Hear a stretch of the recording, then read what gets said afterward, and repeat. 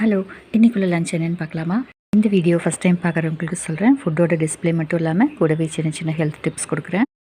நம்ம எப்போதும் மெயின் டிஷ்ஷில் மட்டும் கான்சன்ட்ரேட் பண்ணாமல் கூடுதலாக என்னென்ன ஆட் பண்ணால் உடலுக்கு தேவையான எல்லா சத்தும் கிடைக்கும் அப்படிங்கிறதுக்கான வீடியோஸ் தான் நான் அப்லோட் பண்ணிகிட்ருக்கேன். அப்படி இன்றைக்கி மெயின் டிஷ் வந்துட்டு சோறு.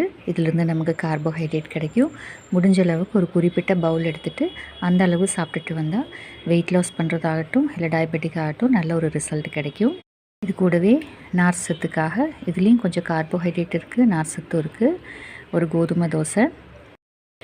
மினரல்ஸ்க்காக கொஞ்சம் ரசம், இது ஜீரண சக்தி அதிகரிக்கும்.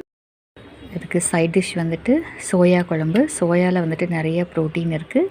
இந்த குழம்புலேருந்து நமக்கு கொஞ்சம் மினரல்ஸ் கிடைக்கும், ஜீரண சக்தி அதிகரிக்கும். சோயா வந்துட்டு மசில் டெவலப்மெண்ட்டுக்கு ஹெல்ப் பண்ணும், இதில் ப்ரோட்டீன் இருக்கிறனால. இது கூடவே ஒரு பிளெயின் ஆம்லெட், இதிலிருந்தும் நமக்கு ப்ரோட்டீன் கிடைக்கும்.